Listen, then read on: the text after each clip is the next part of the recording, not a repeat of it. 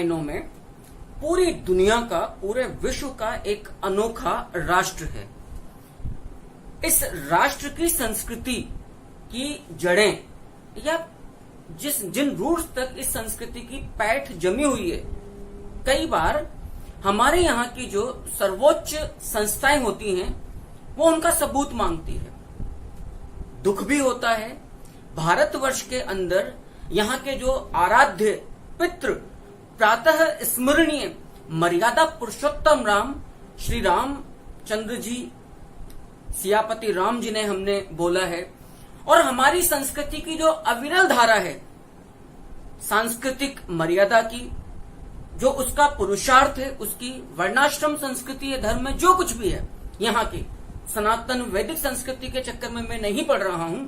वर्तमान की जो भारतीय संस्कृति है उसमें भारत की जितने भी जीवन शैली के जितने भी पक्ष हैं, जितनी भी जातियां हैं, धर्म हैं, कहीं ना कहीं हमारे जो रूट्स हैं, हमारी जो जड़ें हैं, वो श्री राम तक पहुंचती हैं। और बड़ा आश्चर्य होता है, जिस राम के नाम पर यहाँ की सर्वोच्च संस्थाएं रामनवमी पर छुट्टियां रखती हैं, अदालतों में भगवत गीता, रामायण के नाम की कस्में पढ़ी जाती है, नासा जैसी संस्थाएं राम सेतु के अस्तित्व को तहे दिल से स्वीकारती है, उसकी वैज्ञानिक पुष्टि करती है, उसी राष्ट्र में उसी श्री राम के होने का सबूत, अस्तित्व, एग्जिस्टेंस का सबूत मांगा जाता है कि कभी यहां पर श्री राम थे भी क्या। बड़ा आश्चर्य होता है कि करोड़ों जन अपने दिन की शुरुआत यहां पर श्री राम से करते हैं। कितने लोगों के नाम राम के नाम से उनका अंत भी होता है और आरंभ भी होता है। कोटि कोटि वंदन है हमारा ऐसे श्री राम प्रभु को। लेकिन भारत में आजकल एक आधुनिकता की बयार है। हर उन चीजों पर चोट करिए जो यहाँ के जनमानस को आहत करे। आज मैं किंशुक शर्मा की कक्षा के माध्यम से इसी प्रकार की राजस्थान की एक सभ्यता को उठाने जा रहा हूं, जिसका संबंध सीधे तौर पर, प्रत्यक्ष तौर पर पौराणिक काल से है, महाभारत काल से है। रामायण से तो नहीं है, लेकिन चाहे श्री राम की बात हो, चाहे श्री कृष्ण की बात हो, अवतार तो विष्णु का ही है ना, अवतार तो विष्णु का ही है। अब जब हम बात करते हैं महाभारत काल की, तो राजस्थान की एक सभ्यता ऐसी जिसका प्रत्यक्ष संबंध महाभारत से है, उसको हमने कहा है बैराठ या विराट नगर।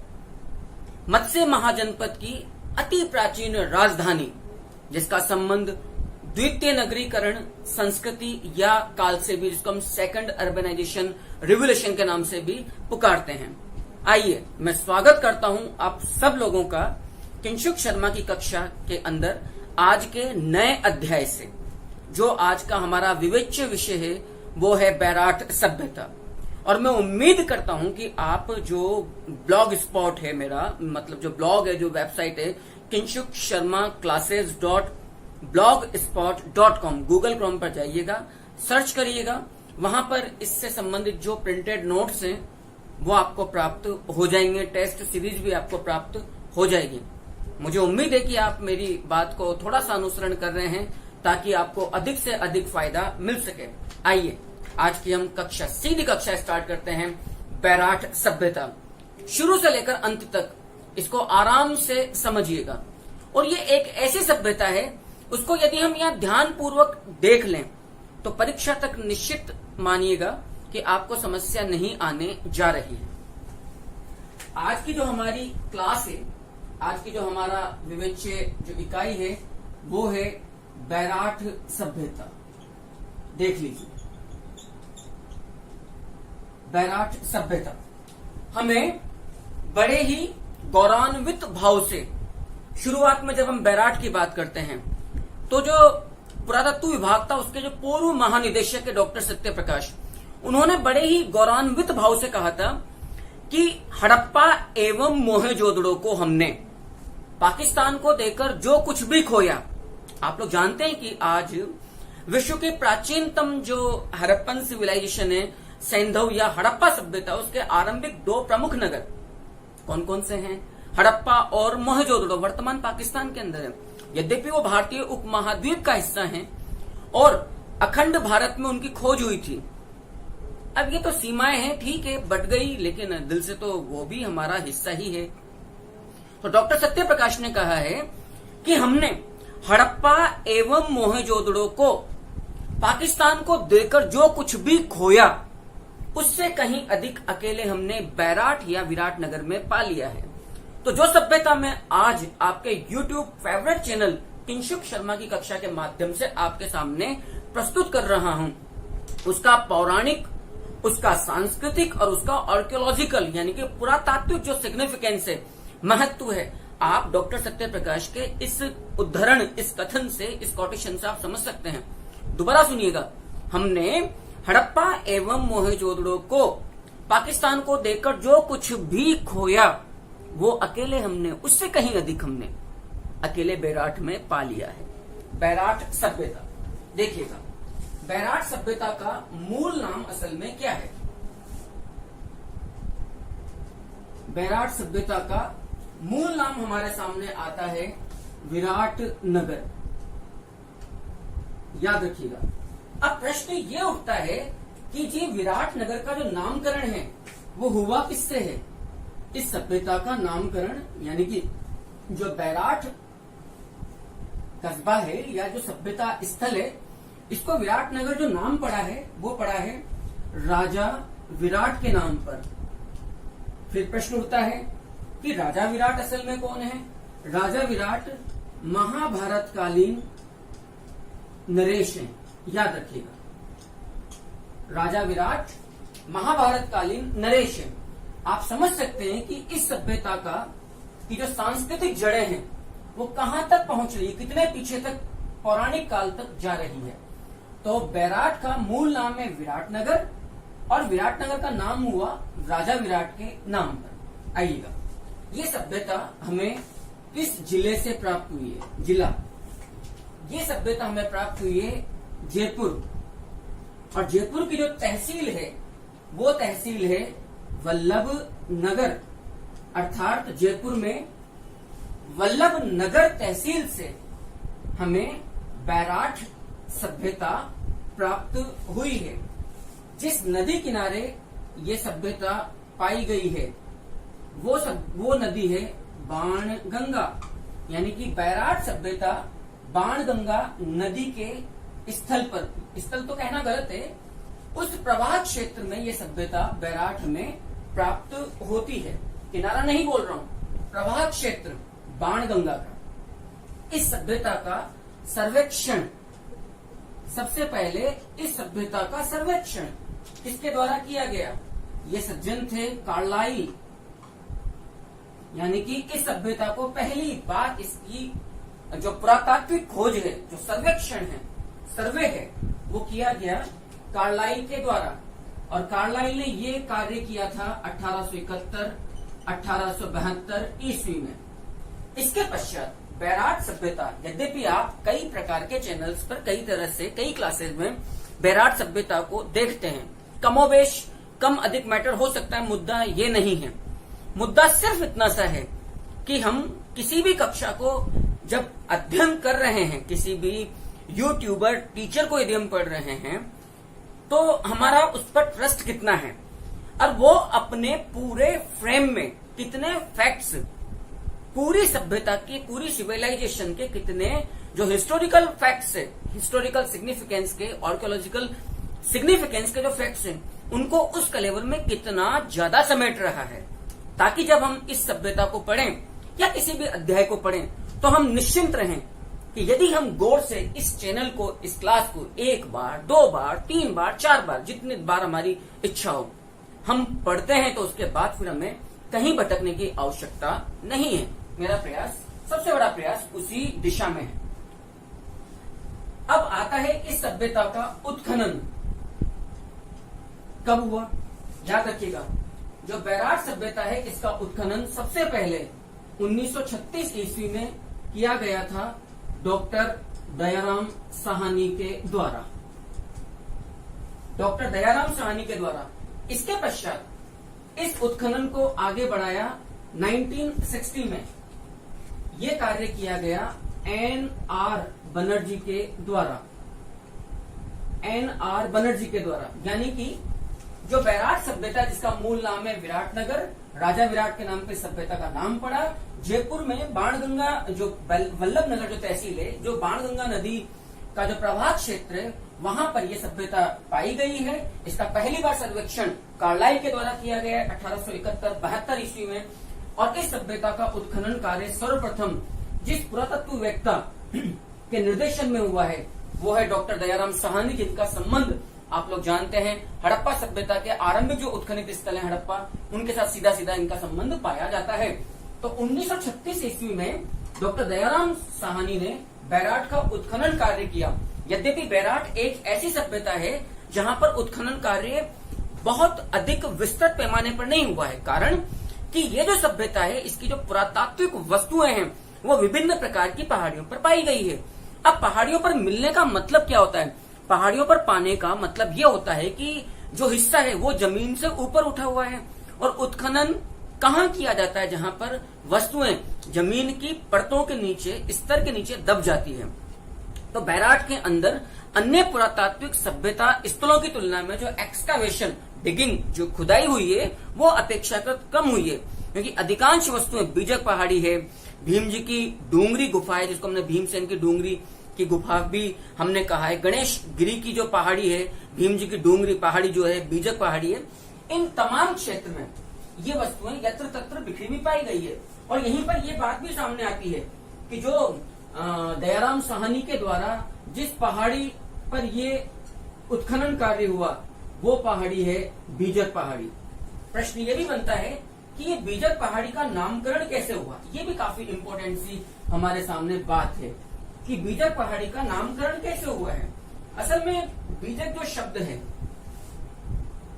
बीजक शब्द का मतलब होता है, बीजक उस ताम्रपत्र को माना जाता है या किसी पुरातन लेख को माना जाता है जिसके बारे में यह मान्यता होती कि वो खजाने का रहस्य अपने अंदर समाये हुए है। आप जानते हैं कि मौर्य सम्राट अशोक, देवना नाम प्रियदर्शी मगधाधिपति राजा अशोक, देवना नाम देवताओं का प्रियदर्शी सम्राट अशोक के 2 अभिलेख हमें कहां से प्राप्त हुए हैं? बैराट सभ्यता से।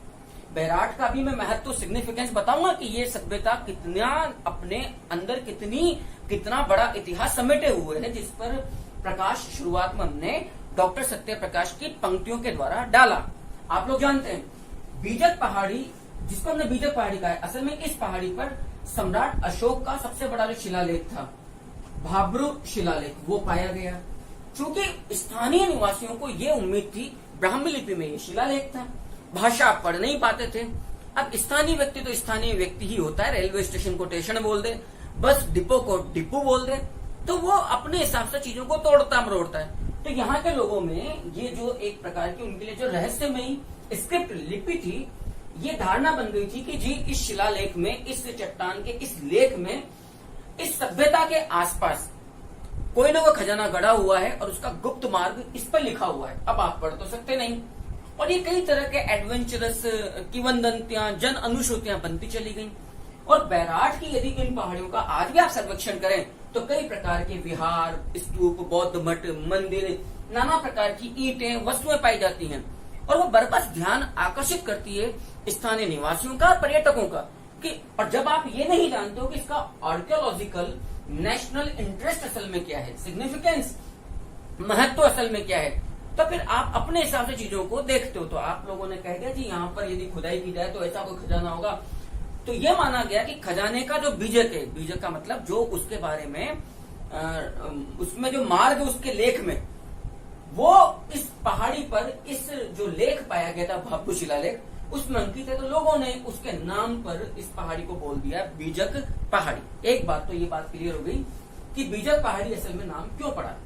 तो प्रश्न आता है कि डॉक्टर दयाराम साहनी ने सबसे पहले किस पहाड़ी पर उत्खनन कार्य किया? बीजक पहाड़ी। सबसे पहले बीजक पहाड़ी को उत्खनन किसने किया? डॉक्टर दयाराम साहनी के द्वारा 1936 ईस्वी में। इसके पश्चात साहब एनआर बनर्जी ने 1962 में ये कार्य करवाया। और एनआर बनर्जी के बाद इसी कार्य में, इसी कालखंड से और कई लोगों ने भी सहयोग किया। अब ये सहयोग करने वाले लोग और कौन कौन है? Doctor Amalananda Ghosh, doctor KN Dikshit, याद रखिएगा, और डॉक्टर सुंदर राजन। इन सब लोगों का भी एक अमूल्य योगदान था इस उत्खनन कार्य में। मेरे को उम्मीद है कि बैराट सभ्यता का जो एक तरह का जो इंट्रो है, परिचय है, ये आपके यहाँ तक समझ में आ गया है। हम पुनः देखते हैं। मूल नाम है विराटनगर, जो जिसका सीधा संबंध राजा विराट से महाभारत कालीन ये व्यक्ति है।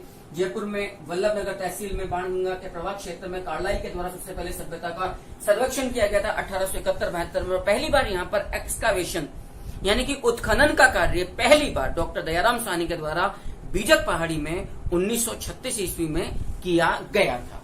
राइट, आगे देखिएगा।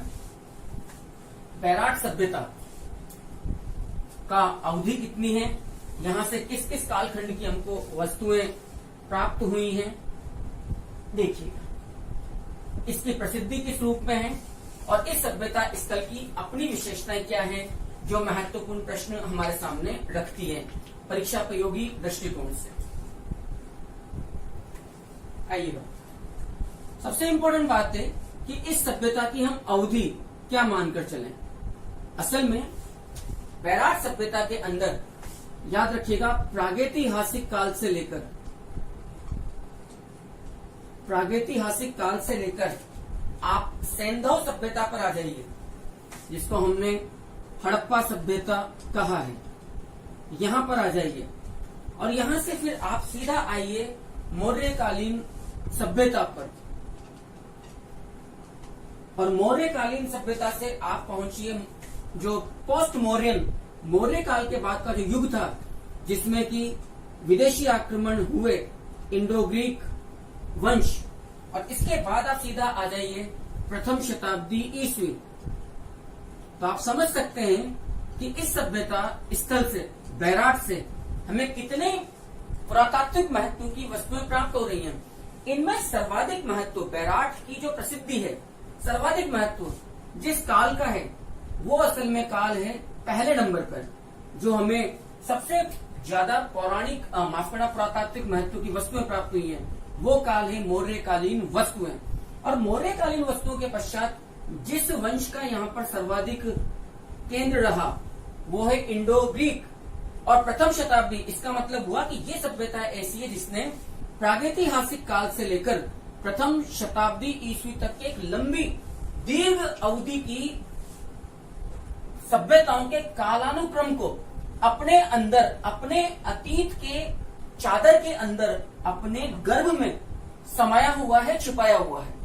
और डॉक्टर दयाराम साहनी हो, डॉक्टर सुंदर राजन हो, डॉक्टर अमलानंद घोष हो या अन्य पुरातत्ववेत्ता हो, उन्होंने यही निष्कर्ष निकाला है जो डॉक्टर सत्यप्रकाश ने कहा था कि यदि व्यापक स्तर पर इस सभ्यता का सर्वेक्षण, उत्खनन किया जाए तो यकीन मानिएगा कि भारतीय इतिहास पर कई प्रकार के पहलुओं से नया प्रकाश अकेले बैराट से हमें प्राप्त हो सकता है। तो बैराट सभ्यता से जिस काल के सर्वाधिक महत्वपूर्ण हमें वस्तुएं प्राप्त हुई है, वो है मौर्यकालीन, उसके पश्चात इंडो ग्रीक। मैं आपको पुनः दोहरा दूं, ये बात यहीं यहाँ पर समाप्त नहीं होती है।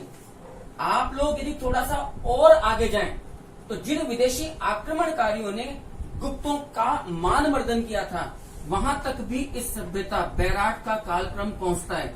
यानी कि हूण आक्रमणकारियों, क्योंकि हूण आक्रमणकारियों का कोप भजन राजस्थान में जो सभ्यता बनी है, वो सभ्यता बैराट है। याद रखना, वो सभ्यता बैराट है। हूण आक्रमणकारियों में सबसे ज्यादा नाम जिस हूण आक्रमणकारी का आता है, वो है मिहिर कुल। यानी कि मिहिर कुल को ही बौद्ध सभ्यता का विनाशक माना गया है। एक महत्वपूर्ण प्रश्न ये बन रहा है आपका, बौद्ध सभ्यता का विनाशक, बौद्ध सभ्यता का विनाशक माना गया है मिहिर कुल को। और ये मैं बतला दूं कि बैराट की जो प्रसिद्धि थी, वो थी किस रूप में, बौद्ध सभ्यता की कौन सा जो सेक्ट यहाँ पर जो मत यहाँ प्रचलित था, वो था हीनयान शाखा। चूंकि हूण, ये भी बहुत इंपॉर्टेंट है, चूंकि हूण असल में शैव मतानुयायी थे, मिहिर कुल शैव भक्त था, शिव का अनन्य भक्त था, अतः वह बौद्ध संप्रदाय का, बौद्ध पंथ का, बौद्ध मत का कट्टर दुश्मन था। और जब उसके आक्रमण यहां पर हुए, मैंने आप लोगों को चौहान साम्राज्य के संदर्भ में जो मैंने प्रीवियस वीडियोज अपलोड किए उनमें मैंने आपको स्पष्ट किया था कि मालव जनपद, जिनका सबसे बड़ा संघर्ष हूण आक्रमणकारियों में पितृपुरुष तोरमाण और तत्पश्चात मिहिर कुल से हुआ था, दोनों ही विरोधी जो संघर्षशील जो विरोधी थे, दोनों ही शिव के अनन्य भक्त थे।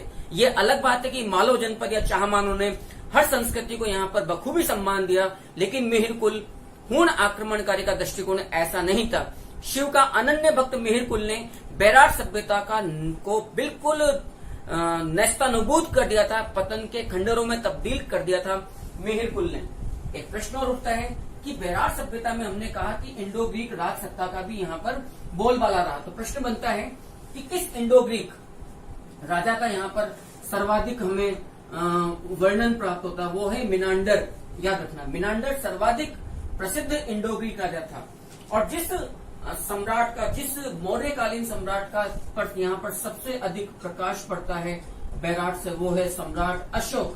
तो प्रश्न आ सकता है कि बैराट का संबंध किस मौर्यकालीन सम्राट से ज्यादा मिलता है, अशोक, किस इंडो ग्रीक नरेश से ज्यादा मिलता है, मिनांडर, और किस हूण आक्रमणकारी से बैराट का निकट का संबंध है।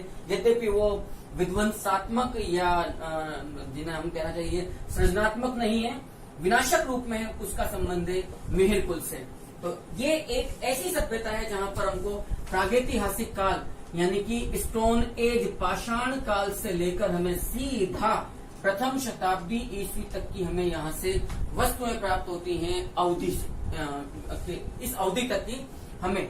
यद्यपि ये जो स्टेज, ये जो कालखंड है, ये और खिंचता है और हूण आक्रमणों तक जाकर टिकता है, क्योंकि जो बैराट सभ्यता है ये यद्यपि महाभारत कालीन प्रमुख केंद्र है, नो डाउट, आगे जाकर ये निश्चित तौर पर भारत में, राजस्थान में व्यापारिक केंद्र भी रहा होगा, लेकिन इसके पश्चात यानी कि द्वितीय नगरीकरण यानी कि जो सेकंड अर्बेनाइजेशन रिवोल्यूशन था बौद्ध युग 6ठी शताब्दी ईसा पूर्व, उसमें यहाँ पर मत्स्य महाजनपद क्योंकि बैराट मत्स्य महाजनपद की राजधानी रही है। एवं बात की जाए आगे जाकर तो फिर यहाँ पर बौद्धों की जो हीनयान शाखा थी उसकी स्थापना सुदृढ़ता के साथ हुई है।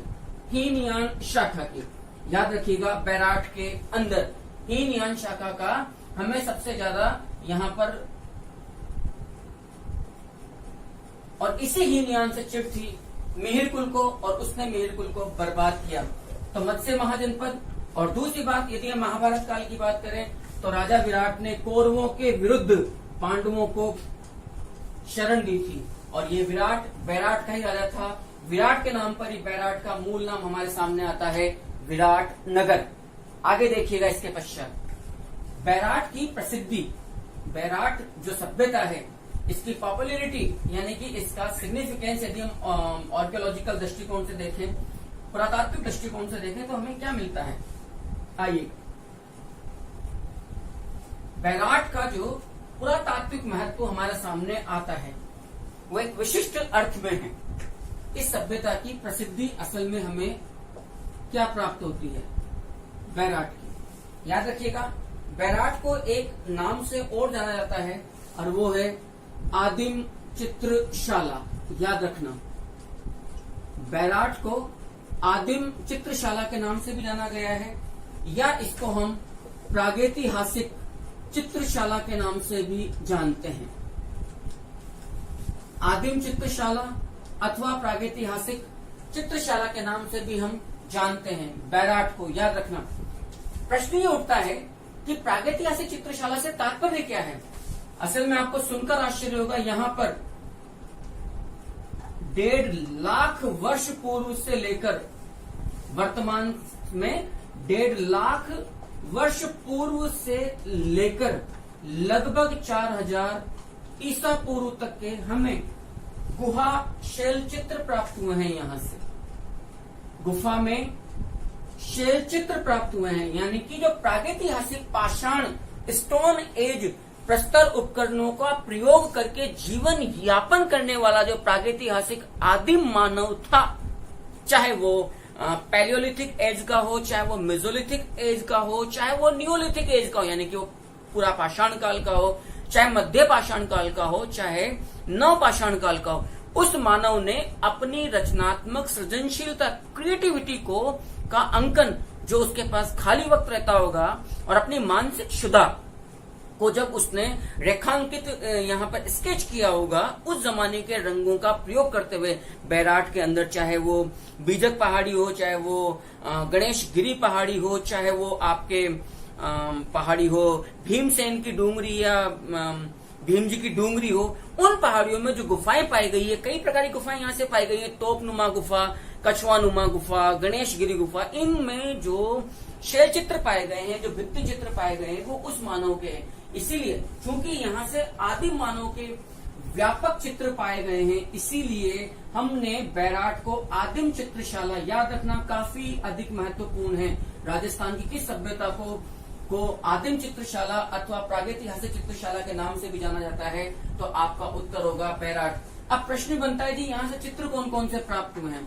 यहाँ से हमें चित्र प्राप्त हुआ है हिरण का, यहाँ से हमें अंकन प्राप्त हुआ है, याद रखना सर्वाधिक महत्वपूर्ण है, स्वास्तिक चिन्ह का। और आप जानते हैं स्वास्तिक चिन्ह हिंदुओं का कितना ज्यादा सर्वाधिक जो शुभ जो हमने अंकन पाया है, वो पाया है स्वास्तिक का। आप लोग जानते हैं ये स्वास्तिक का हमारे को इस प्रकार का चित्रण, तो स्वास्तिक का चित्रण हमें प्राप्त होता है कहाँ से? बैराट से। हिरण के अलावा यहाँ से हमें हाथी का चित्रण मिलता है उसी मानव के द्वारा।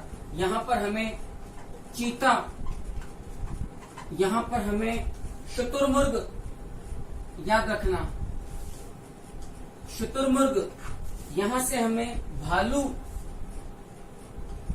और यहाँ से हमें जंगली सांड, वृषभ। आप लोग जानते हैं भारतीय सभ्यता में वृषभ या सांड का चित्रण, चाहे हड़प्पा सभ्यता हो, चाहे वर्तमान में महादेव का नंदी वाहन हो, व्यापक रूप में प्राप्त हुआ है जंगली सांड। और ये याद रखना, जो जंगली सांड का जो चित्र प्राप्त हुआ है विभिन्न गुफाओं से, वो गतिमान रूप में हुआ है, यानी कि चलायमान रूप में हुआ है। सांड की मुद्रा गतिशील है, यानी कि वो आक्रामक मुद्रा में तो नहीं कहेंगे उसको, एग्रेसिव उसमें तो नहीं कहेंगे, पोस्चर में, गेस्चर में, लेकिन हाँ वो जैसे मोबाइल है, चलने वाली स्थिति में है। तो यहाँ से प्रश्न आ सकता है कि आदिम चित्रशाला राजस्थान, आदिम चित्रशाला अथवा प्रागैतिहासिक चित्रशाला राजस्थान की किस सभ्यता स्थल को बोला गया? तो आपका उत्तर होगा बैराट। बैराट की विभिन्न गुफाओं से हमें कई प्रकार के चित्र मिले, उनमें स्वास्तिक का चिन्ह सबसे अधिक महत्वपूर्ण है। स्वास्तिक के अलावा हिरण, हाथी, चीता, शुतुरमुर्ग, भालू और जंगली सांड गतिशील रूप में, गतिमान रूप में हमें यहाँ से प्राप्त हुआ है। तो इस सभ्यता स्थल की जो हमें लगभग 1.5 लाख वर्ष पूर्व से लेकर 4000 ईसा पूर्व तक के हमें आदिम मानवों के द्वारा बनाए गए चित्रशाला या विभिन्न प्रकार के भित्ति चित्र, रेखांकित चित्र हमें कहाँ से प्राप्त होते हैं? बैराट से प्राप्त होते हैं। आगे देखिएगा बैराट का महत्व, यहाँ का इस सभ्यता स्थल का असल में भारतीय इतिहास, राजस्थान इतिहास के अंदर क्या कंट्रीब्यूशन है, उस इतिहास के पुनर्निर्माण में बैराट का क्या महत्व है, बैराट के अध्ययन से हम वो कौन सी चीजें निकाल सकते हैं जो हमारे अतीत के हिंदुस्तान, भारतवर्ष, आर्यावर्त, जम्बू द्वीप की संस्कृति को वो पल्लवित कर सके, उसका उन्नयन कर सके। उस पर उन महत्वकारी ऐतिहासिक तथ्यों पर अब हम प्रकाश डालते हैं। आ जाइए, बैराट का जो ऐतिहासिक सांस्कृतिक जो महत्व है उस पक्ष को अब आपको देखना है। विभिन्न पॉइंट्स के रूप में मैं ले रहा हूं। आपने पहला तो ये देखा, ये एक ऐसी सभ्यता है बैराट का, आप महत्व देखिएगा। मैं टॉपिक डाल देता हूं ताकि आप जब इसको पढ़ें, बैराट का महत्व, विभिन्न महत्व हमें क्या क्या प्राप्त हो रहा है। पहला महत्व तो ये मिला कि आदिम मानव द्वारा निर्मित, यहाँ से हमें भित्ति चित्र, विभिन्न गुफाओं से हमें भित्ति चित्र प्राप्त हो रहे हैं, और इन्हीं भित्ति चित्रों की प्राप्ति की वजह से हमने इस सभ्यता स्थल को जिस नाम से पुकारा है बैराट को, अभी आपने देखा वो नाम हमें प्राप्त होता है आदिम चित्रशाला। आदिम चित्रशाला भी हम इसे कह सकते हैं, या हम इसे प्रागैतिहासिक चित्रशाला के नाम से भी पुकार सकते हैं। आदिम चित्रशाला अथवा प्रागैतिहासिक चित्रशाला इसको बोला गया क्योंकि यहाँ पर आदिम मानव के द्वारा लगभग 1.5 लाख वर्ष पूर्व से लेकर 4000 ईसा पूर्व तक के हमें यहाँ से भित्ति चित्र प्राप्त हो रहे हैं, याद रखिएगा। नेक्स्ट, दूसरा हमने देखा था, ये सभ्यता स्पष्ट तौर पर मैंने अभी आपको कहा था महाभारत कालीन केंद्र है, याद रखिएगा, महाभारत कालीन केंद्र है। आप लोगों को छोटी सी कहानी मालूम होगी कि जुआ हार गए पांडव कौरवों के हाथों और उन्हें अज्ञातवास एवं वनवास प्राप्त हुआ। 1 वर्ष का अज्ञातवास था और आप लोगों को मालूम है दुर्योधन की शर्त यह रखी गई थी कि यदि उस अज्ञातवास में हमने आपको ढूंढ लिया तो आपका पुनः फिर वनवास संभव था। 14 वर्ष का वनवास था और 1 वर्ष का अज्ञातवास था। मैं इस 14 वर्ष में मुझे गड़बड़ हो सकती है, यद्यपि मैं जिस संस्कृति से, जिस पृष्ठभूमि से मैं आता हूं पारिवारिक, वहां पर इस तरह की बेवकूफी भरी गलती नहीं होनी चाहिए कि मेरे को छोटी सी बात जानकारी ना हो। बाकी मेरे मन में थोड़ा सा संदेह है, मैं भी मैं सही हूं। अब आप लोग जानते हैं कि इसके पश्चात पांडव यहां से निकले थे माता कुंती के साथ और निकलकर ये लोग इंद्रलोक गए थे 1 वर्ष के अज्ञातवास के लिए। वहां पर कोई अप्सरा थी, उनका दिल आ गया अर्जुन पर और अर्जुन को उन्होंने प्रणय संबंध के लिए निवेदन किया। अब आप जानते हो ऐसे मौके पर जबकि हमारी पूरा जीवन ही खतरे पर है, आप ऐसे टाइम पर लव अफेयर्स यानी की तरफ हमारा दिमाग नहीं जा सकता है। जाने वालों का जाता है जो बड़े दमखम रखते हैं, लेकिन जनरली जिस व्यक्ति के सामने टारगेट्स अपनी फैमिली को या अपने नेशन को होते हैं वो यहाँ इन रास्तों पर भटकते नहीं है। अब क्या होता है कि वो अप्सरा के इस प्रणय प्रस्ताव को अर्जुन अस्वीकार करता है। अप्सरा नाराज होती है, नाराज होकर शाप देती है कि तुमने, यू आर रिजेक्टिंग, आपने मुझे रिजेक्ट किया है, आप मुझे रिजेक्ट कर रहे हैं, अतः आप 1 वर्ष के लिए अपने जेंडर से सस्पेंड होते हैं, यानी कि अब आप इस लायक नहीं रहेंगे कि किसी के प्रणय संबंध को या लव जो रिलेशन है उसको एक्सेप्ट कर सकें 1 वर्ष के लिए। खैर लब्बो लुआब की बात का ये है, ठीक है, ये बड़ा सेक्रीफाइस, छोटा सेक्रीफाइस, मतलब कोई बड़ी बात नहीं थी। अर्जुन ने इसको कहा कि माते मेरी बहन जी, ठीक है जैसा आपने कहा। इसके बाद ये लोग निकलकर बैराट में आए, उस जमाने के विराट नगर में। अब यहाँ के राजा विराट ने इनको शरण दी।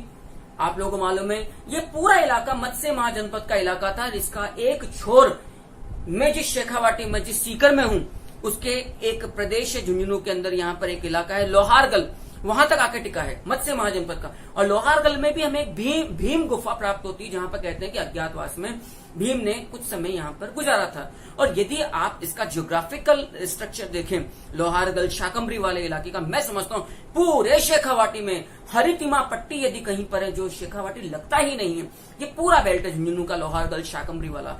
ईश्वर की यहाँ पे अगाध कृपा है, चाहे कितना ही यहाँ पर सूखा पड़े, डेजर्ट एरिड जोन हो, लेकिन यहाँ पर हमेशा एक हरियाली, एक सुखद अनुभव होता है। मैं जितनी बार भी लोहारगल में गया हूँ, बहुत पौराणिक महत्व है। जिस कुंड में पांडवों के लोहे के अस्त्र गले थे, वो कुंड सूरज कुंड लोहारगल में है। आप समझिएगा कि पांडवों के पाप का जो अंतिम जो एक तरह का जहां पे लोगों ने उसका आहुति दी, जो इनको मुक्ति मिली, वो लोहारगल है। आप समझिएगा ये बेल्ट क्यों तपोभूमि, यशस्वी भूमि, मैं बार बार जो कहता हूँ वो है, यहाँ राम की, यहाँ कृष्ण की भक्ति कम है, यहाँ शक्ति की भक्ति ज्यादा है। चाहे वो शक्ति दुर्गा की हो, चाहे शिव की हो, चाहे बालाजी की हो, उसकी वजह साफ है। बहरहाल अपन कभी इस बारे में चर्चा अगले सेगमेंट में फिर करेंगे। अब राजा विराट ने, और एक इसी कहानी में एक बात और मैं आपको बतला दूं, ये वही दौर था जबकि पांडवों ने अपने अस्त्र शस्त्र सफेद वस्त्र में लपेट के शमी वृक्ष पर रखे थे। शमी वृक्ष खेजड़ी का वृक्ष, और इसीलिए आज भी शेखावाटी में खेजड़ी को हम देवतुल्य वृक्ष नहीं मानते, देवता तुल्य मानते हैं। उसकी कटाई बिल्कुल निषेध है यहाँ पर। और फिर जब युद्ध हुआ इस महाभारत में कौरवों के साथ पांडवों का, तो पांडवों की तरफ से राजा विराट ने पांडवों का साथ दिया था कौरवों के विरुद्ध। यानी कि जो मैं कहना चाहता हूं वो इतनी सी बात है कि ये जो बैराट है, ये महाभारत कालीन प्रमुख केंद्र है, जहाँ का राजा विराट था। अभी आपने देखा राजा विराट के नाम पर ही बैराट को विराट नगर के नाम से भी जाना जाता है। और इस विराट ने जिनका साथ दिया था कौरवों के विरुद्ध, वो थे महाभारत कालीन पांडव। राइट, आगे जाकर ये जो केंद्र है बैराट का, ये बदल रहा है। द्वितीय नगरीय जो काल है, द्वितीय नगरीय क्रांति, आप जानते हैं द्वितीय नगरीय क्रांति का जो संबंध है वो भारतीय इतिहास में 6ठी शताब्दी ईसा पूर्व, और इसी युग को हम एक अन्य नाम से और पुकारते हैं जिसका नाम है बुद्ध युग। इस युग में हमें कई 16 महाजनपद हमें प्राप्त होते हैं। इन 16 महाजनपदों में से एक महाजनपद अत्यधिक महत्वपूर्ण है और उस जनपद का नाम है मत्स्य महाजनपद। मत्स्य महाजनपद की राजधानी भी, याद रखना, मत्स्य महाजनपद की राजधानी भी हमें बैराट या विराट नगर प्राप्त होती है। दूसरा प्रश्न ये बन गया कि बैराट का संबंध 16 महाजनपदों में से किस महाजनपद के साथ था? तो आप उत्तर होगा अपना मत्स्य महाजनपद। बैराट असल में उस जमाने में मत्स्य महाजनपद की राजधानी थी। इसके बाद आइएगा, यहां से हमें मौर्यकालीन सभ्यता के अवशेष प्राप्त होते हैं, मौर्यकालीन या मौर्य युगीन सभ्यता के। और इसमें सर्वाधिक जो अवशेष हमें प्राप्त हुए हैं वो प्राप्त हुए हैं सम्राट अशोक के, सम्राट अशोक के। यद्यपि इस चौथे पॉइंट से पहले मैं स्पष्ट कर दूं, यदि चौथा पॉइंट, तो मत्स्य महाजनपद के तुरंत बाद इस सभ्यता पर सबसे अधिक प्रभाव जिस धर्म का, जिस सभ्यता का हुआ वो था बौद्ध धर्म। और बौद्ध धर्म की जिस शाखा का यहाँ पर बोलबाला रहा वो बोलबाला था हीनयान शाखा का। आप जानते हैं अशोक का संबंध भी हीनयान शाखा से ही था। तो मौर्यकालीन सभ्यता में सम्राट अशोक की हमें तमाम वस्तुएं यहाँ से प्राप्त हुई हैं, जिनमें इसके शिलालेख हैं, इसके द्वारा बनाए हुए मठ या मंदिर हैं, इसके द्वारा बनाए गए आप विहार कह सकते हैं। और इसके काल की शंखलिपि बात की है, इसके काल की जो ब्राह्मी लिपि है उसके अवशेष प्राप्त हुए हैं। जो बौद्ध धर्म के त्रिरत्न हैं वो हमें यहाँ से प्राप्त हुए। यानी कि मौर्यकालीन सभ्यता की प्रचुरता, रिचनेस, जो मौर्यन जो एरा, जो मौर्य युग था उससे संबंधित आर्टिकल्स, उससे संबंधित जो पौराणिक पुरातात्विक महत्व की वस्तुएं हैं वो अत्यधिक समृद्ध बहुतायत में हमें कहां से प्राप्त हुई है? बैराट सभ्यता से प्राप्त हुई है। और बैराट आगे जाके बौद्ध धर्म का प्रमुख केंद्र बना। इस सभ्यता का आप देख लीजिए, ये इतना प्रमुख केंद्र बना कि आगे जाकर जो प्रसिद्ध, आप छठा पॉइंट देखिएगा, जो प्रसिद्ध इंडो ग्रीक नरेश है, प्रसिद्ध Indo Greek Naresh, Indo Greek से मतलब है हमारा हिंदू यूनानी वंश। मैं पहले भी सिक्कों माला जो आप यूट्यूब चैनल किंचुक शर्मा की कक्षा जो जिसको आप अभी देख रहे हैं मुझे अपने मोबाइल से या लैपटॉप या लैपी के माध्यम से, मैं सिक्कों वाला जो प्लेलिस्ट है उसमें मैं वीडियोस अपलोड कर चुका हूं। आप लोगों को मालूम है मैंने काफी विस्तार से कहा था कि बैराट से हमें कुल 36 सिक्के प्राप्त हुए थे। 36 सिक्के, ये सिक्के थे चांदी के आहत सिक्के, चांदी के आहत सिक्के हमें प्राप्त हुए थे।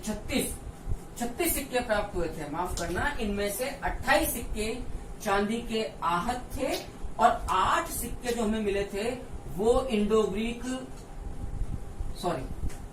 8 हमें चांदी के आहत सिक्के मिले थे और 28 हमें जो सिक्के मिले थे वो प्राप्त हुए थे इंडो ग्रीक वंश के। याद रखिए, माफ करना मैं दोबारा रिपीट करता हूं। इन 28 इंडो ग्रीक सिक्कों में से अकेले 16 सिक्के जिस प्रसिद्ध इंडो ग्रीक नरेश के हमें प्राप्त हुए थे, उस इंडो ग्रीक राजा का नाम हमें मिलता है मिनांडर।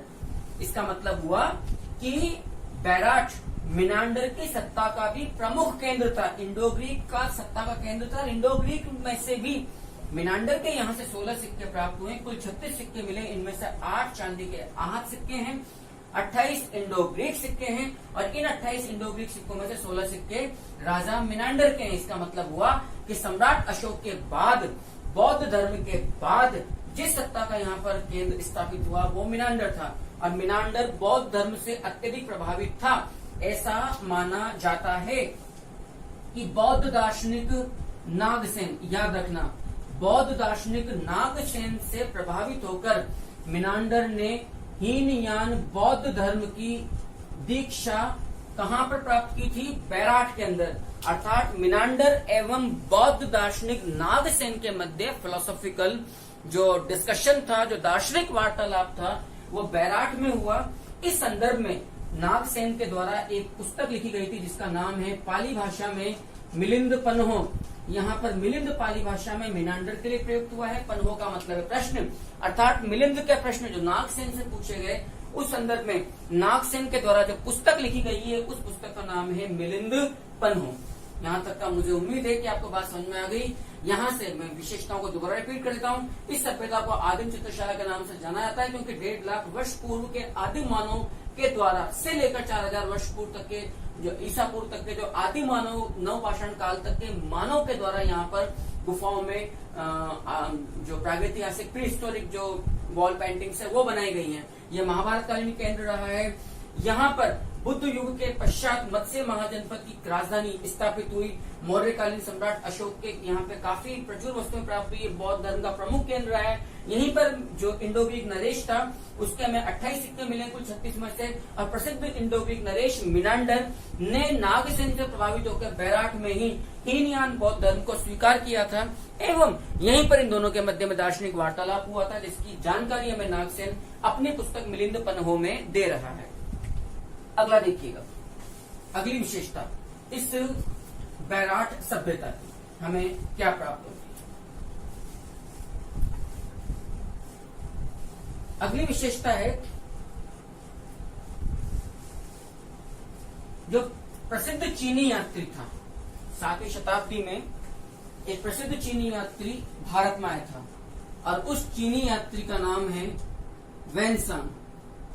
याद रखना, सम्राट हर्ष के काल में चीनी यात्री वेनसांग का हमें अन्य जो नाम प्राप्त होता है वो नाम है युआनचांग या श्वानचांग, युआनचांग अथवा श्वानचांग, युआनचांग अथवा श्वानचांग, जिसकी पुस्तक का नाम हमें प्राप्त होता है सी यू की। तो चीनी यात्री वेनसांग ने कहते हैं बैराट की यात्रा की थी और बैराट की यात्रा करके इस बैराट यात्रा का वर्णन उसने किस शीर्षक से दिया है अपने यात्रा वृत्तांत में सीयूकी में पारयात्र। प्रश्न आ सकता है कि बैराट का पारयात्र के नाम से शीर्षक से वर्णन किसने किया है? तो 7वीं शताब्दी में सम्राट हर्ष के काल में हिंदुस्तान में आने वाले चीनी यात्री वेनसांग। चीनी यात्री को आप जानते हैं नीति का पंडित भी कहा जाता है, नीति का पंडित भी कहा जाता है। आपको वर्तमान शाक्य मुनि के नाम से भी जाना जाता है एवं आपको तीर्थ यात्रियों का राजकुमार भी कहा जाता है। याद रखना, तीर्थ यात्रियों का राजकुमार भी कहा जाता है। और भारत में आपके हिंदुस्तान में आगमन का उद्देश्य था उस जमाने के मृग शिखावन विहार यानी कि नालंदा विश्वविद्यालय में अध्ययन करना, जिसको नालंदा विश्वविद्यालय को उस जमाने में ऑक्सफोर्ड ऑफ महायान बुद्धिज्म के नाम से भी जाना गया है। इसका एक नाम हमें प्राप्त होता है मृग शिखावन विहार। और आप लोगों को इसी संदर्भ में एक बात और याद रखनी है कि जो नालंदा विश्वविद्यालय है इसका संस्थापक गुप्त नरेश कुमार गुप्त था। तो इतनी तमाम जानकारियों में अपनी गहरी जानकारी रखने वाले चीनी यात्री वेनसांग ने उस जमाने में यात्रा की थी बैराट की। चूंकि चीनी यात्री वेनसांग यहाँ पर नालंदा विश्वविद्यालय में महायान बौद्ध धर्म का अध्ययन करने आया था और उसने स्पेशली बैराट की यात्रा करी।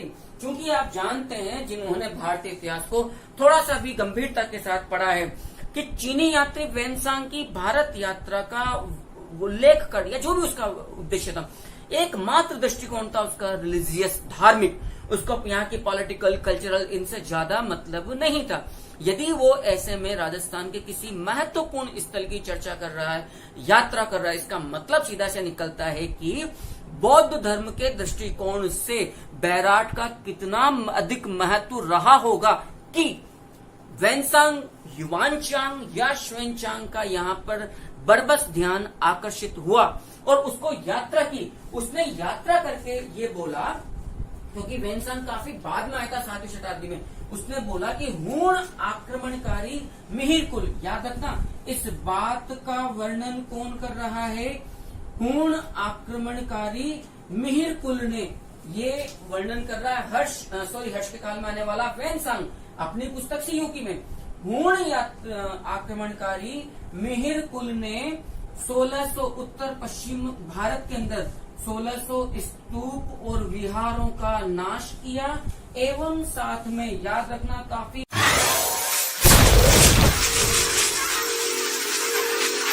जानकारी दे रहा हूं, 9 कोटि बौद्ध उपासकों का वध या हत्या की थी। इस बात की जानकारी दे रहा है वेनसांग, जिसने बैराट की यात्रा का वर्णन किया है। किस नाम से जी? पार यात्र के नाम से।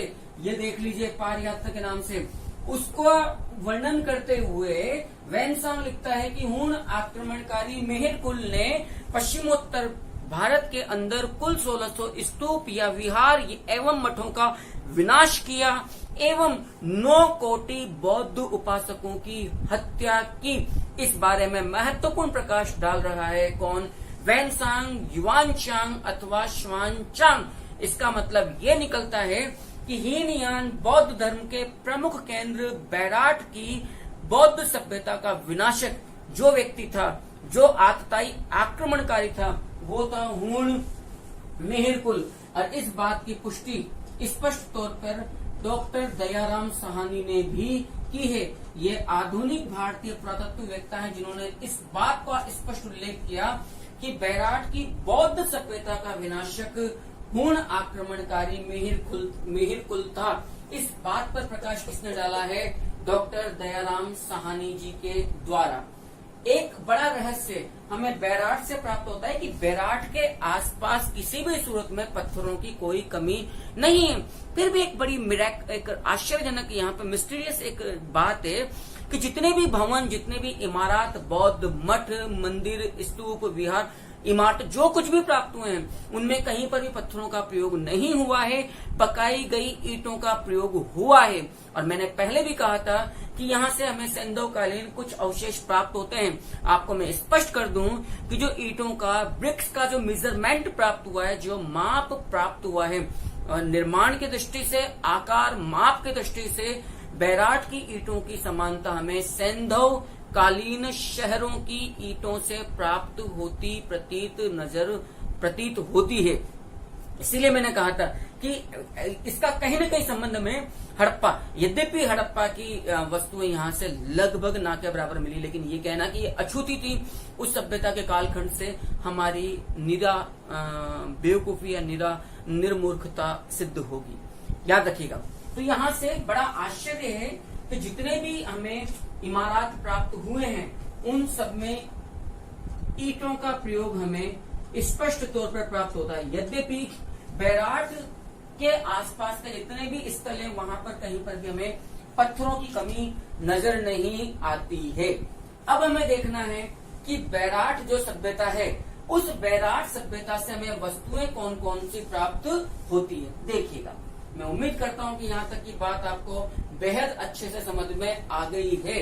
इसीलिए मैंने कहा चयन करिए, आपको मेरा साथ दीजिए, मेरा हाथ पकड़िए, मैं आपका हाथ लूंगा, साथ दूंगा और मंजिल तक छोड़ूंगा। और इस तमाम यात्रा में आपको नजर आएगा कि आपको असल में पढ़ना क्या था, इतिहास वास्तव में होता क्या है। रटने वाला विषय नहीं है। उससे पहले होमवर्क हमें भी करना होता है। हम कोई भी इंसान ऐसा नहीं है जो अपनी माँ के पेट से सीख कर आए। आप मरो तो स्वर्ग दिखे, आप भला तो जग भला। यदि आप मेहनत करते हैं तो दुनिया में कोई भी लक्ष्य मुश्किल नहीं है। कम से कम हम इतना उससे फैमिलियर हो जाते हैं कि वो हमें तंग ना करे। बाकी मेहनत आपको करनी ही पड़ेगी। मार्ग दिखाने को मैं तैयार हूं, सहर्ष तैयार हूं। मुझे अच्छा भी लग रहा है जो प्रोत्साहन आपसे मुझे प्राप्त होता है। और मैं बारंबार हर वीडियो में ये बात कहता हूं कि मैं दुआ करता हूं कि आप अवश्य सफल हों, क्योंकि यदि आप सफल हैं तो मेरी सफलता है, और यदि आप असफल हो जाते हैं तो हुजूर हमें पूछने वाला कोई भी नहीं है। और मैं कहीं न कहीं एक नैतिक स्वार्थ लेकर अवश्य चलता हूं कि आपके रूप में मेरी ख्याति फैले, मैं जन जन तक, विद्यार्थी तक, जगह जगह तक मेरा नाम हो, मेरा यश हो। मैं मना नहीं करूंगा कि इस तरह का स्वार्थ मेरे मन में नहीं है, स्पष्ट तौर पर है। इंसान है, कहीं न कहीं नेम और फेम कमाने की उसकी इच्छा होती है, लेकिन इसके पीछे, इसके गर्भ में कितनी कठोर मेहनत है, और हमें करना भी हो। जब तक जीवन है तब तक ही संघर्ष है। यदि संघर्ष से बचना है तो जीवन का अंत करना होगा, और इतने कायर हम नहीं हैं। मुझे अभी किसी शख्स ने एक जगह पर एक मैसेज किया व्हाट्सएप पर, कहा कि सर बुरा वक्त चल रहा है और चीजें याद नहीं होती हैं, मतलब जी उचट रहा है। तो याद रखिएगा, बुरा वक्त सभी का आना चाहिए, क्योंकि बुरे वक्त में कुछ बिखर जाते हैं, कुछ निखर जाते हैं, संवर जाते हैं। और बुरा वक्त इसलिए भी आना चाहिए क्योंकि बुरे वक्त में ही अपनों में छिपे गैरों का और गैरों में छिपे अपनों का पता चलता है। माय डियर, नाम नहीं लूंगा मैं उस विद्यार्थी का या विद्यार्थी या मित्र जो भी है, याद रखिएगा, तपोगे नहीं तो चमकोगे कैसे। चमक बिखेरनी है तो पहले तपना पड़ेगा। कठोर परिश्रम की भट्टी में, धधकते हुए परिश्रम की भट्टी में आपको स्वयं को झोंकना पड़ेगा। और यदि वहां से अवसर कुशल निकल गए, यकीन मानना आपको दुनिया की कोई ताकत आपका लक्ष्य पाने से नहीं रोक रही है। ये मेरा दृढ़ विश्वास है। देखिए, अगला हम देखते हैं कि हमें बैराट से वस्तुएं कौन कौन सी प्राप्त हो रही है, जो इस अध्याय का लास्ट सेगमेंट है। मेरा प्रयास रहता है हर वीडियो के अंदर कि मैं कम से कम जब कंप्लीट करूं वीडियो को तो एक इकाई पूरी तौर पर मैं समझा सकूं, यानी कि उसका द्वितीय मतलब आप जब वीडियो को देखें तो आपको एक पूरा फुल पैकेज प्राप्त हो और वीडियो के पश्चात मन में संतुष्टि रहे कि सर ने हमारे लिए एक अच्छा काम किया, एक सेगमेंट हमें पूरा ढंग से समझ में आ गया। मतलब ऐसा ना रहे कि कोई इकाई पढ़ते तो हमें आधी अधूरी सी लगे। अब हमें ये देखना है कि हमें यहाँ से वस्तुएं कौन कौन सी प्राप्त हुई है। पहली बात तो हमें यहाँ से कई प्रकार की पहाड़ियां प्राप्त हुई हैं और उन्हीं पहाड़ियों से हमें वस्तुएं प्राप्त हो रही हैं। ये पहाड़ियां हैं बीजक की पहाड़ी, याद रखना, बीजक की पहाड़ी एक हमें प्राप्त हो रही है।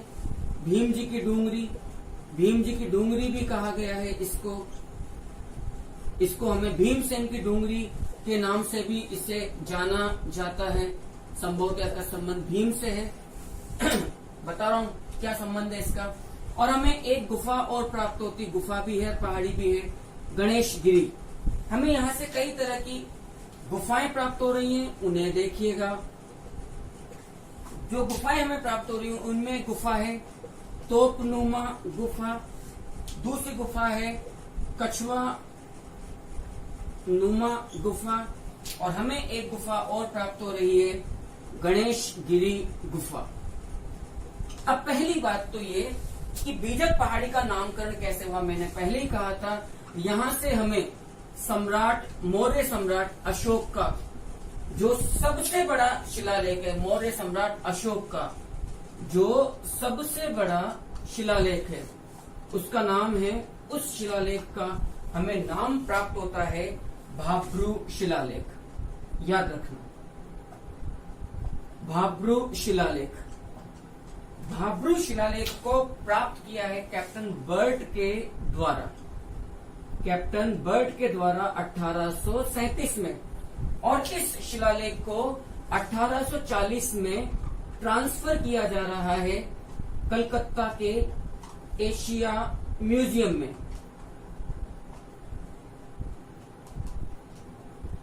राइट, क्योंकि ये शिलालेख जिस स्तंभ पर, जिस शिलालेख पर, जिस शिला पर, जिस स्तंभ पर मिला वहीं से इसको काटा गया, इसीलिए इसको फलक, शिला फलक या पाषाण फलक शिलालेख के नाम से भी पुकारते हैं। देख लीजिए, पाषाण फलक शिलालेख के नाम से भी पुकारते हैं। पाषाण फलक शिलालेख का हमारा आशय क्या है?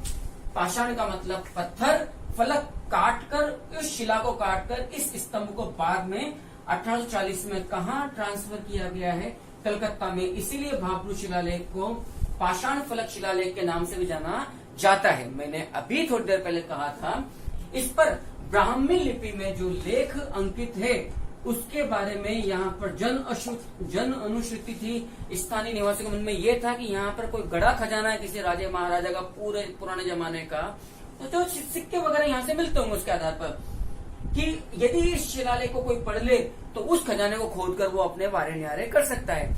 और इस तरह का जो रहस्य जो किसी गूढ़ लिपि में लिखा होता है उसको हम बीजक कहते हैं। इसीलिए जिस पहाड़ी पर यह प्राप्त हुआ कैप्टन बर्ड को, उसको यहाँ के लोगों ने बीजक की पहाड़ी से कहा था। मैंने पहले भी कहा था, बीजक की पहाड़ी पर ही आप जानते हैं उत्खनन कार्य करवाया गया था 1936 में डॉक्टर दयाराम साहनी के द्वारा। ये बात भी आपको मालूम है, डॉक्टर दयाराम साहनी के द्वारा ये कार्य करवाया गया था। दूसरा जो शिलालेख हमें प्राप्त हो रहा है, सम्राट अशोक के 2 शिलालेख प्राप्त हुए यहाँ से। एक शिलालेख तो यहाँ से प्राप्त हो रहा है और दूसरा शिलालेख जो प्राप्त हो रहा है वो भीम जी की जो डूंगरी है, ये वाली जो पहाड़ी है, इसकी पूर्वी तलहटी के किसी शिलाखंड से हमें प्राप्त होता है। तो 2 शिलालेख मिल रहे हैं। अब इस पहाड़ी को हमने भीम जी की डूंगरी असल में क्यों बोला है? भीम जी की डूंगरी इसको इसलिए बोला गया है, इस शिलालेख को ऐसी मान्यता है कि जब पांडव यहाँ पर आए थे तो द्रौपदी को प्यास लगी। द्रौपदी को प्यास लगने पर जो भीमसेन की जो डूंगरी अर्थात पहाड़ी है या भीम जी की जो डूंगरी है, वहां पर भीम के द्वारा अपनी लात से, अपने पैर से एक तालाब बनाया गया जिसको वर्तमान में हम कहते हैं भीम ताल। मैंने अक्सर देखा है कुछ विद्यार्थी इसको लेकर कंफ्यूज होते हैं और वो मेरे हाड़ोती कोटा शहर के पास जो बूंदी है वहां पर जो भीम लत नामक जो झरना है उससे जोड़ते हैं। माय डियर्स, याद रखना ये चीज अलग है, ये भीम लत है, ये भीम ताल है। यहाँ पर झरना है, झरने के नीचे तालाब है, यहाँ पर ये तालाब है। दोनों का ही संबंध भीम से है, याद रखिएगा, दोनों ही का संबंध भीम से है। ये भीम के अंगूठे से संभोत है, भीम के पैर से, जो भी शायद यहाँ पर भी अंगूठा जो कुछ भी है, दोनों ही जगह पर जलाशय का निर्माण किया गया है। तो कंफ्यूज मत होना कि जी सर ये तो बूंदी में, ये बूंदी में अलग है और ये बैराठ में स्पष्ट तौर पर अलग है। तो द्रौपदी की प्यास बुझाने के लिए भीम के द्वारा अपने पैर की चोट से जो तालाब बनाया गया वो भीम ताल बना। वो जिस पहाड़ी पर बनाया गया उस पहाड़ी को बोला गया भीम जी की डूंगरी। स्पष्ट तौर पर समझना, कंफ्यूज मत होइएगा। यदि इसके बाद भी यदि आपके मन में संदेह है तो ये फिर आपकी बेवकूफी होगी। मैं बहुत स्पष्ट तौर पर क्लियर कर रहा हूँ। मैंने ये इलाका भी देखा हुआ है और मैं वाशिंदा कोटा बूंदी का, हाड़ौती का ही हूँ। ये भी काफी मेरा घूमा हुआ है, ये पूरा का पूरा इलाका भी। नेक्स्ट जो गणेश गिरी गुफा है, इसके बारे में, इसके बारे में जो सबसे अधिक महत्वपूर्ण विशेषता है वो समझ लीजिएगा। गणेश गिरी गुफा इसको इसलिए बोला गया है, माना जाता है कि इस गुफा में प्राकृतिक तौर पर प्रतिष्ठित गणेश जी की मूर्ति है। ऐसा माना जाता है कि जो ये गणेश जी की मूर्ति है, ये गणेश जी की मूर्ति महाभारत कालीन राजा विराट के द्वारा स्थापित है। राजा विराट के द्वारा जिस गुफा में गणेश जी की मूर्ति, ऐसा माना गया कि प्राकृतिक तौर पर उद्भूत मूर्ति है, इस प्रतिष्ठित की गई, स्थापित की गई, उस गुफा को, उस पहाड़ी को बोला गया गणेश गिरी गुफा। ये आपको यहाँ का एक भौगोलिक परिदृश्य मैंने आपको बतलाया है बैराठ का। आप समझिएगा, जनरली हम बड़े हल्के तरीके से बैराठ को उठाकर देख लेते हैं। आप समझना मेरा वीडियो कहाँ तक जा रहा है, नॉन स्टॉप हम चल रहे हैं और कितनी महत्वपूर्ण जानकारियां हैं। यह भी याद रखना माय डियर फ्रेंड्स, बहुत स्पष्ट शब्दों में बोल रहा हूँ, यदि आप 70-75% प्रश्नों को सही कर दें तब भी गारंटी नहीं है एग्जाम में वो सही हो जाए, मतलब आपका सिलेक्शन श्योर हो जाए, कंफर्म हो जाए। लेकिन यह निश्चित है कि एक गलत प्रश्न आपके सिलेक्शन को रोकने का मादा रखता है। अतः एग्जामिनेशन में जब आप डार्क सर्कल्स, जब राउंड सर्कल्स को डार्क करें तो याद रखिएगा गलतियां कम से कम बल्कि ना के बराबर हो, चाहे सही प्रश्नों की संख्या भले ही कम हो लेकिन निगेटिव मार्किंग एक भी ना हो। और तैयारी इस कदर रखिए कि एग्जामिनर शर्मा जाए जब कॉपी चेक हो OMR स्कैनर के द्वारा कि ये बंदा कौन है जिसने इतना शानदार मार्क्स परसेंटाइल ऑब्टेन किया है अपने एग्जामिनेशन का जो रिजल्ट घोषित होता है। इसके बाद का जो मामला है वस्तुएं मैं फाइनली अब लेता हूं। आप लोगों ने यहाँ तक का देख लिया है, वीडियोस को पॉज करिए, बार बार रिमाइंड पीछे की तरफ जाइए और दोबारा पढ़िए। नोट्स मैं अपलोड कर चुका हूं, गूगल क्रोम पर जाइएगा, गूगल क्रोम पर जाकर मेरे वेबसाइट को सर्च करिएगा, मेरे ब्लॉग को, ब्लॉग का नाम है मैं डिस्क्रिप्शन में दे चुका हूं, किंशुक शर्मा classes.blogspot.com। आपको YouTube चैनल के अंदर जो विवरण प्राप्त होता है, जो डिस्क्रिप्शन प्राप्त होता है, वहां पर आप इस ब्लॉग को देख सकते हैं। आपको सिर्फ टैप करना पड़ेगा उंगली को और आप सीधा लिंक पर पहुंच जाएंगे। तमाम प्रिंटेड नोट्स में वहां पर अपलोड कर रहा हूं। देखिएगा, यहां से हमें प्रस्तर उपकरण प्राप्त हुए हैं। प्रस्तर उपकरण को हम इंग्लिश में बोलते हैं स्टोन टूल्स। यहां से हमें प्रस्तर उपकरण प्राप्त हुए हैं। यहां से हमें एक प्रस्तर यानी कि पत्थर से निर्मित एक्स कुल्हाड़ी भी प्राप्त हुई है। मैंने पहले ही कहा था कि जो आपके बैराट सभ्यता है इसका संबंध हमें प्रागैतिहासिक काल से भी प्राप्त होता है। प्रागैतिहासिक चित्र पर विस्तृत चर्चा में कर चुका हूं। यहाँ से प्रस्तर कुल्हाड़ी प्राप्त हो रही है, यहाँ से प्रस्तर और अन्य उपकरण मिल रहे हैं। और याद रखना, यहाँ के पास में जो एक इलाका है ढीगरिया, याद रखना ढीगरिया जो यहाँ के निकट बैराट के अंदर ही जो एक केंद्र है, बैराट सभ्यता के अंदर आदिम मानव के द्वारा प्रस्तर उपकरण निर्माणशाला, याद रखना निर्माणशाला अर्थात केंद्र अथवा कारखाना, just like a stone tool industry, हमें कहां से मिली है? बैराट में ढीगरिया से। फिर बोल रहा हूं, बैराट सभ्यता प्रागैतिहासिक काल तक जाने वाली सभ्यता है, से लेकर प्रथम शताब्दी ईस्वी इवन हूण आक्रमण तक की पूरी श्रृंखला अपने ऐतिहासिक कलेवर में समेटे हुए। इसलिए डॉक्टर सत्यप्रकाश ने स्पष्ट तौर पर कहा था कि हड़प्पा एवं मोहनजोदड़ो को खोकर हमने जो कुछ भी हमने खोया, हड़प्पा एवं मोहनजोदड़ो को पाकिस्तान को देकर हमने जो कुछ भी खोया उससे अधिक अकेले हमने बैराट में पा लिया है। ढीगरिया से प्रस्तर उपकरण निर्माणशाला अथवा कारखाना हमें प्राप्त हो रहा है।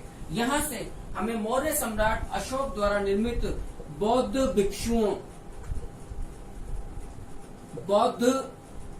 भिक्षुओं के आवास स्थल के रूप में, याद रखना, हमें बौद्ध मठ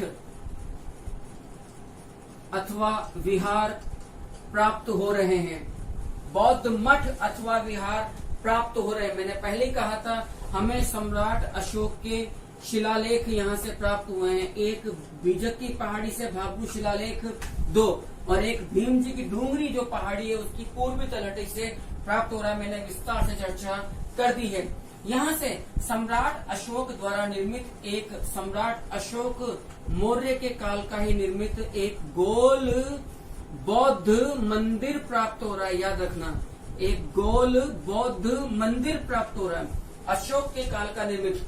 इस गोल बौद्ध मंदिर की खुदाई जयपुर नरेश सवाई राम सिंह द्वितीय के द्वारा करवाई गई थी। याद रखिएगा, सवाई राम सिंह द्वितीय काल में, सवाई राम सिंह द्वितीय कछवाहा जो जयपुर के नरेश थे, सवाई राम सिंह द्वितीय के काल में ही जयपुर को पिंक सिटी बोला गया है। आपको अंग्रेजों ने 1857 की क्रांति में अंग्रेजों का जो सहयोग किया गया था उससे प्रभावित होकर सवाई राम सिंह जी द्वितीय को सितार ए हिंद, याद रखिएगा, की उपाधि से नवाजा गया था।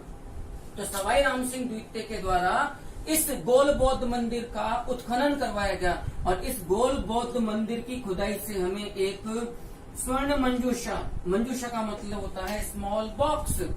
स्वर्ण मंजूषा सोने से बनी हमें एक पेटी प्राप्त हो रही है और उस पेटी के अंदर से हमें प्राप्त होती है बुद्ध की प्रतिमा। स्पष्ट तौर पर प्रश्न आ सकता है, राजस्थान की कौन सी पुरातात्विक स्थल है जहां से हमें एक बॉक्स के, सोने के बॉक्स में अंदर छोटी स्मॉल एक बुद्ध, महात्मा बुद्ध की प्रतिमा प्राप्त हो रही है? तो याद रखिएगा वो सभ्यता स्थल है बैराठ। इस बात को समझना। इसी संदर्भ में आपको मैं एक चीज कह दूं, इस नगर, यहाँ पहाड़ियों पर नहीं, प्रागैतिहासिक पुरातात्विक काल के नहीं, जो वर्तमान में बैराठ जो नगर है, कस्बा है, उसके अंदर एक इम्पोर्टेंट बात ले लीजिए, मैं अलग से बता रहा हूँ इसको, प्रसंग आ गया तो, श्री केशवराय नामक एक मंदिर वर्तमान में स्थित है।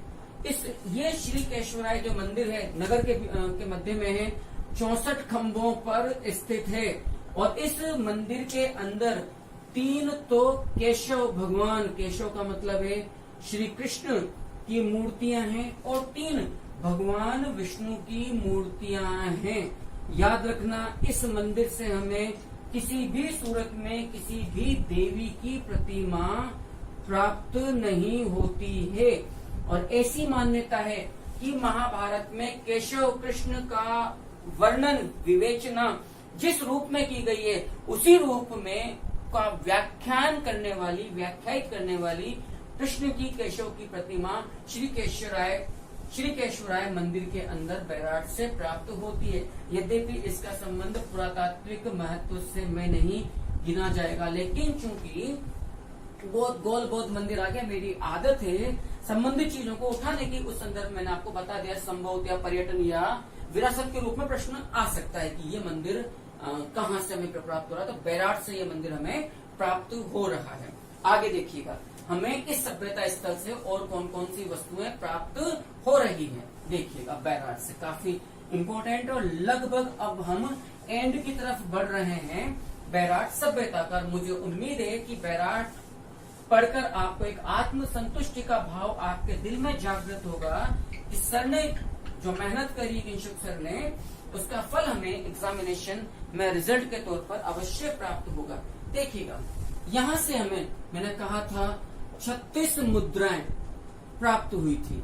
36 मुद्राएं सूती वस्त्र में लिपटी हुई थी, सूती वस्त्र में लिपटी हुई थी और मृद भांड यानी कि मिट्टी के घड़े में रखी हुई थी। इसका मतलब मैंने उस समय भी कहा था जब मैंने आपको सिक्के पढ़ाए थे कि हमें बैराठ से सूती वस्त्र के अवशेष भी प्राप्त होते हैं। अब जो 36 मुद्राएं प्राप्त हुई, मैंने अभी कहा इनमें 8 तो है चांदी की आहत मुद्राएं प्लस 28 हैं इंडो ग्रीक वंश की मुद्राएं। और अभी हमने क्लियर कर दिया था कि इन 28 इंडो ग्रीक मुद्राओं में से अकेले 16 मुद्राएं किसकी है? राजा मिनांडर की है। किसकी प्राप्त होती है? नरेश मिनांडर की हमें प्राप्त होती है। आगे देखिएगा, सूती वस्त्र से जो मुद्राएं हमें प्राप्त हुई हैं, यानी कि सूती वस्त्र का भी हमें यहाँ से अवशेष प्राप्त हो रहा है। इसके अलावा जो सर्वाधिक इम्पोर्टेंट बात है, अशोक के जो हमें स्तंभ प्राप्त हो रहे हैं, कहाँ से? बैराठ से। इन अशोक के स्तंभों के से ऐसे ही जानकारी मिलती है कि यहाँ से सिंह की आकृति युक्त हमें पाषाण खंड, इन स्तंभों से संबंधित हमें सिंह, शेर की आकृति युक्त पाषाण खंड प्राप्त हुए। और कोई आश्चर्य की बात नहीं, आप जानते हैं अशोक का जो सारनाथ स्तंभ लेख है उसमें सौष्ठव बलिष्ठ मांसल सिंह की आकृतियां, 4 सिंहों की आकृतियां हमें प्राप्त होती है। तो अशोक के जो स्तंभ बैराठ से प्राप्त हुए उन पर से संबंधित हमें कुछ पाषाण खंड मिले हैं। खंडों के बारे में हमें जानकारी मिलती है इस तरह की कि ये जो पाषाण खंड है इनकी आकृति सिंहनुमा है। अगला देखिएगा, यहाँ से हमें मिट्टी से बनी धूप दानियों का मतलब है दीपक, मिट्टी से बनी धूप दानियां, हमें मिट्टी से बनी पूजा की थाली से मतलब है जिसमें कई तरह के खंड पाए जाते हैं जिनमें हम चावल, रोली, दीपक आदि आदि रख सकते हैं, भी प्राप्त हुई है। यहीं से हमें मृण मूर्ति का मतलब होता है कच्ची मिट्टी, टेराकोटा का मतलब पकाई हुई मिट्टी। मृण मूर्ति से निर्मित नाचते पक्षी की मृण मूर्ति यानी कि कच्ची मिट्टी की नाचते पक्षी की मूर्ति भी हमें कहां से प्राप्त हुई है? बैराट से प्राप्त हुई है। इसके अलावा बैराट से हमें और क्या क्या वस्तुएं प्राप्त हुई है देखिएगा। बैराट से हमें इसके अलावा जो यहाँ पर स्वास्तिक जो मृद भांड प्राप्त हुए हैं, मैंने पहले ही कहा था, इन मृद भांडों पर जो मृद भांड प्राप्त हुए हैं इन पर आपको स्वास्तिक का अंकन, इसके अलावा जो बौद्ध धर्म के त्रिरत्न हैं इन दोनों का भी हमें अंकन प्राप्त होता है। इसके अलावा बैराट से हमें 6-7 कमरों युक्त एक खंडहर प्राप्त हुआ है। याद रखना, इस 6-7 कमरों युक्त खंडहर की जो दीवार है वो कितनी मोटी है? 20 इंच मोटी है। लेकिन जो इस खंडहर का, इस भवन का, खंडहर रूपी जो भवन है, इसका जो प्रवेश द्वार है ये अत्यधिक हमें सकरा प्राप्त हुआ है। और ऐसा माना जाता है कि इसमें उस काल में 6-7 कमरे का भवन ये अवश्य रहा होगा। यहाँ से हमें कई प्रकार के मिट्टी के बने बर्तन प्राप्त हुए, जिनमें कटोरी है, मिट्टी के बर्तनों में, जिनमें हमें प्याले हैं, जिनमें हमें कुंडियां प्राप्त हो रही हैं, जिनमें हमें खप्पर प्राप्त हो रहे हैं। ये मिट्टी से बने बर्तन हमें यहाँ से प्राप्त हुए हैं। इसके अलावा गुफाओं से हमें, इस सभ्यता में गुफाओं से हमें एक विशिष्ट प्रकार की लिपि का भी हमें उदाहरण मिलता है, और उस लिपि को हम बोलते हैं शंख लिपि। याद रखना, शंख लिपि के साक्ष्य हमें कहां से प्राप्त हो रहे हैं? गुफाओं से। और जो ईंटों के टुकड़े हैं, जो ईंटों के टुकड़े हैं, उनसे हमें ब्राह्मी लिपि के साक्ष्य प्राप्त होते हैं। That is very important. हमें ब्राह्मी लिपि के साक्ष्य प्राप्त होते हैं।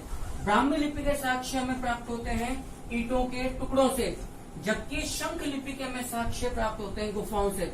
प्रश्न ये बनता है आखिरकार कि शंख लिपि क्या है? कभी पूछा आपने किसी से?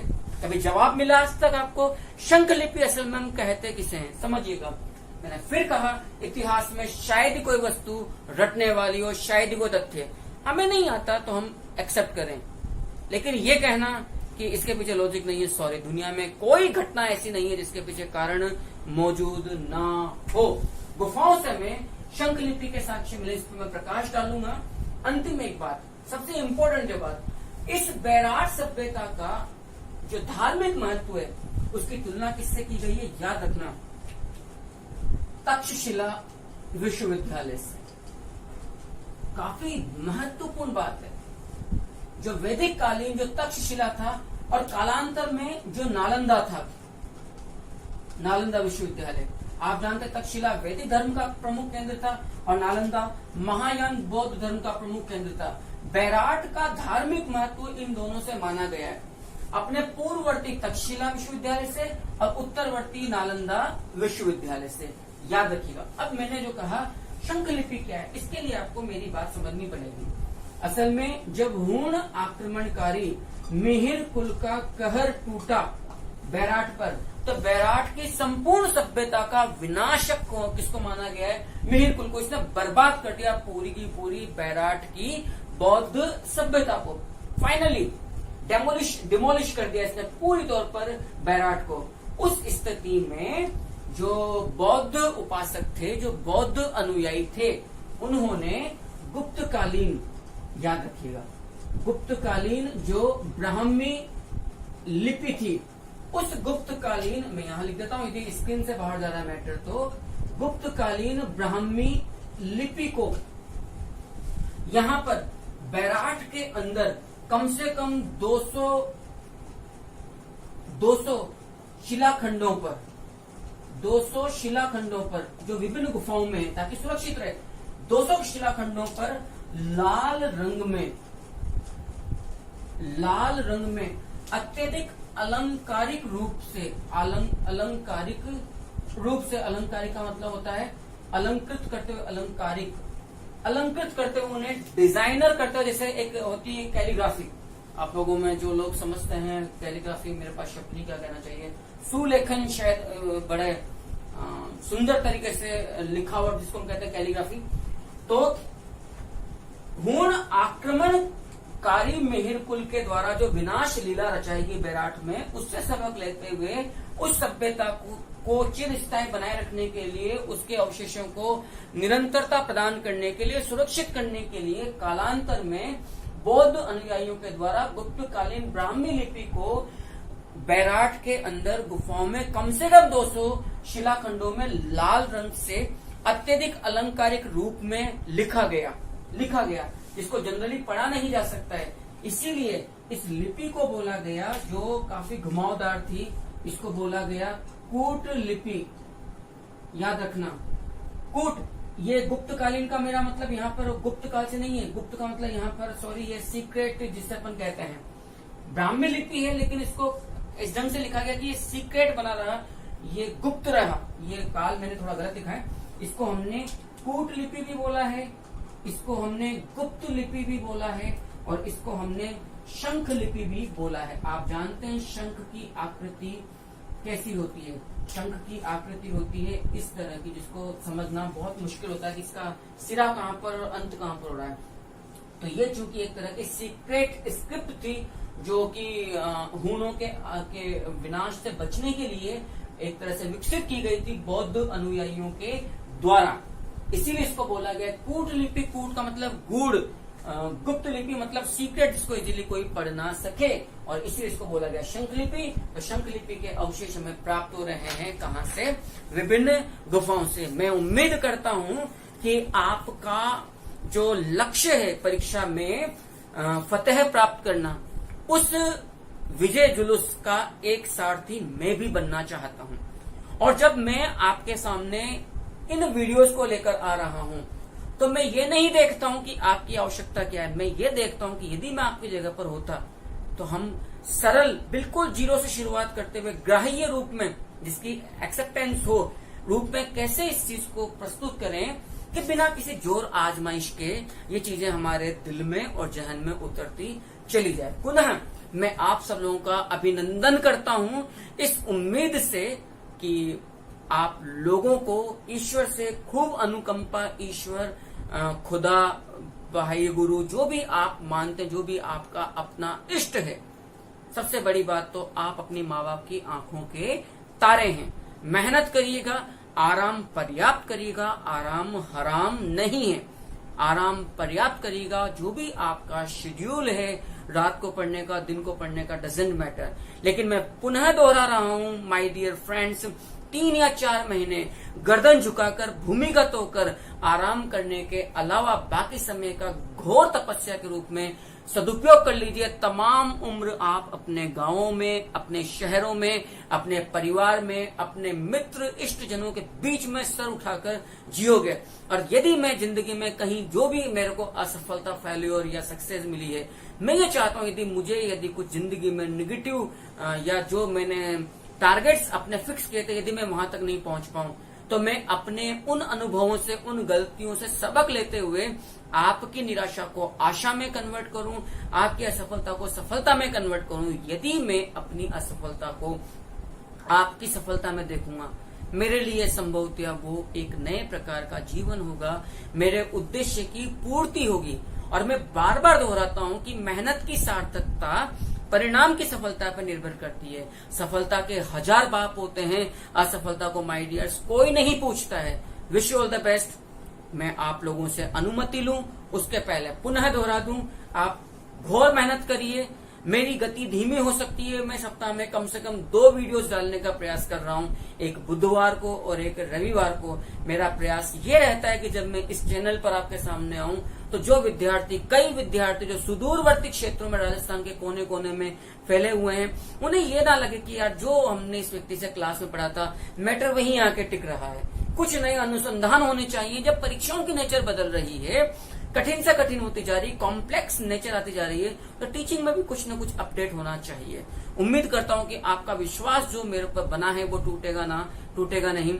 घोर मेहनत करूंगा अच्छी नियत के साथ। गलती होगी तो उम्मीद करता हूं कि आप उसे नजरअंदाज नहीं करेंगे, लेकिन मैं उसे स्वीकार करूंगा और आपको एग्जाम तक बाय हुक और बाय क्रुक एक नैतिक मार्ग के द्वारा, ये कैन प्रकार से मेरा मतलब एक नैतिक रास्ते से है, आपको मंजिल तक पहुंचाऊंगा, ताकि आपके माँ बाप के दिलों में भी एक बार कम से कम ये बात आए, कौन है ये किंशुक सर। वंदे